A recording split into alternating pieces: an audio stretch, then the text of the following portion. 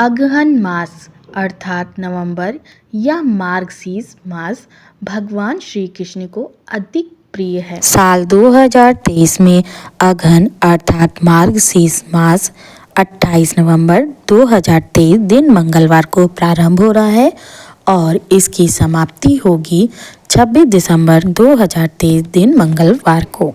अगहन मास को मार्गशीर्ष माह क्यों कहा जाता है? यह माह भगवान श्री कृष्ण को अत्यंत प्रिय है।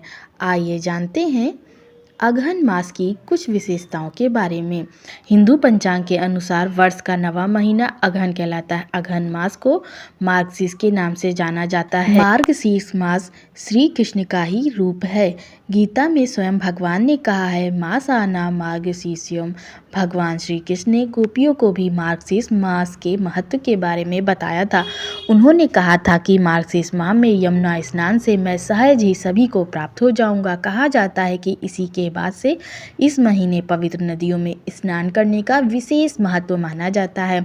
मार्गशीर्ष के दौरान तुलसी की जड़ की मिट्टी और तुलसी के पत्तों से नदी में स्नान करना चाहिए। स्नान के समय ओम नमो नारायणाय का जप या गायत्री मंत्र का स्मरण अवश्य करना चाहिए। हिंदू धर्म शास्त्रों में कहा गया है कि इस माह का संबंध मृगशिरा नक्षत्र से है। पंचांग के अनुसार 27 नक्षत्र होते हैं, जिनमें से एक मृगशिरा नक्षत्र भी है।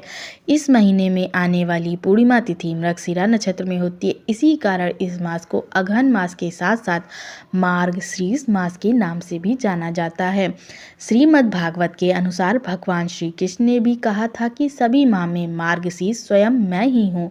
मार्गशीर्ष माह में श्रद्धा और भक्ति से प्राप्त पुण्य के बल पर हमें सभी सुखों की प्राप्ति हो जाती है। इस माह में नदियों में स्नान करने के साथ साथ दान पुण्य का विशेष महत्व है। सतयुग में देवों ने मार्गशीर्ष मास की प्रथम तिथि को ही वर्ष प्रारंभ किया था। इस मास में कश्यप ऋषि ने सुंदर कश्मीर प्रदेश की रचना की थी। इसी मास में महोत्सवों का आयोजन होता है, जो अत्यंत शुभ है। मार्गशीर्ष की पूर्णिमा को चंद्रमा की अवश्य पूजा करनी चाहिए, क्योंकि इस दिन चंद्रमा को सुधा के द्वारा सिंचित किया गया था। इस दिन माता, बहन, पुत्री, परिवार की अन्य स्त्रियों को वस्त्र प्रदान कर सम्मानित करना चाहिए। इस मास में विभिन्न प्रकार के नृत्य, गीत आदि का आयोजन कर उत्सव भी किया जाना चाहिए।